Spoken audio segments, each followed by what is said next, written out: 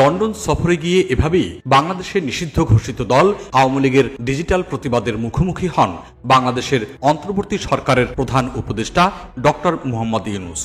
তবে এর মধ্যেও নিজের অন্যান্য কাজ এগিয়ে নিয়েছেন তিনি। সবচেয়ে গুরুত্বপূর্ণ, চ্যাথাম হাউসের পরিচালক ব্রন ওয়েন ম্যাডক্সের সঙ্গে আলাপচারিতায় প্রধান উপদেষ্টা বলেছেন, আওয়ামী লীগকে নিষিদ্ধ করা হয়নি, বরং দেশের রাজনীতির নিরাপত্তার স্বার্থে নির্দিষ্ট কিছু সময়ের জন্য আওয়ামী লীগের কার্যক্রম স্থগিত থাকবে। লন্ডন চ্যাথাম হাউসে ডক্টর ইউনূস আরও বলেছেন যে নির্বাচন পরবর্তী সরকারের অংশ হওয়ার কোনো আগ্রহ নেই।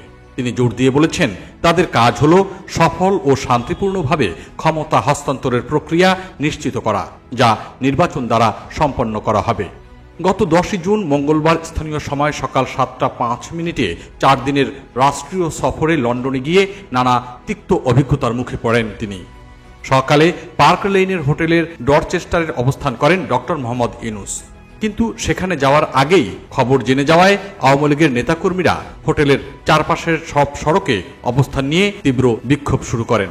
এ সময় ডক্টর ইউনূসের ছবিসহ ব্যানার ও প্ল্যাকার্ড হাতে নিয়ে তার পদত্যাগ সহ নানান বিরূপ মন্তব্য করে স্লোগান দেয়া হয়। এক পর্যায়ে হোটেলের প্রধান ফটক বাদ দিয়ে অন্য একটি গেট দিয়ে ডক্টর মোহাম্মদ ইউনূস হোটেলে প্রবেশ করেছেন বলে গণমাধ্যমের খবরে জানা গেছে। আর এই কর্মসূচিতে নেতৃত্ব দেন গত 5 আগস্ট বাংলাদেশ থেকে পালিয়ে যাওয়া ক্ষমতাচ্যুত আওয়ামী লীগ সরকারের মন্ত্রী আব্দুর রহমান, সাবেক নৌ প্রতিমন্ত্রী খালিদ মাহমুদ চৌধুরী, সিলেটের সাবেক মেয়র আনোয়ারুজ্জামান চৌধুরী, সাবেক এমপি হাবিবুর রহমান, আবু জাহির ও শফিকুর রহমান চৌধুরী। এদিকে ইউনূসের প্রতি সমর্থন জানাতে এ সময় পাল্টা জমায়েত করেছেন একদল প্রবাসী বাংলাদেশি। সেখানে স্থানীয় বাংলাদেশি কমিউনিটির লোকজনের পাশাপাশি জামায়াত ইসলামী এবং কিছু ইসলামিক দলের সমর্থকদের দেখা গেছে।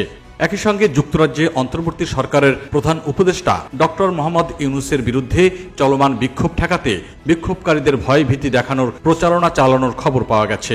গত 10 জুন মঙ্গলবার ব্রেকিং নিউজ শিরোনামে এ সংক্রান্ত একটি বিবৃতি প্রকাশ করেছে রিফর্ম বাংলাদেশের নেতাকর্মীরা। বিবৃতিতে বলা হয়, ডক্টর ইউনূসের বিরুদ্ধে যারা যুক্তরাজ্যে ছাত্র জনতা ও শিশু হত্যায় অভিযুক্ত নিষিদ্ধ আওয়ামী লীগের কার্যক্রম চালাচ্ছে, তাদের ছবি ভিডিও বাংলাদেশের স্বরাষ্ট্র মন্ত্রণালয়ে পাঠিয়ে দেওয়া হয়েছে। এসব ভিডিও দেখে সবাইকে চিহ্নিত করে তাদের নাম ঠিকানা দেশের সংশ্লিষ্ট বিভাগে পাঠিয়ে দেওয়া হবে। এরপর দেশে যাওয়ার সাথে সাথে তাদেরকে গ্রেপ্তার করা হবে।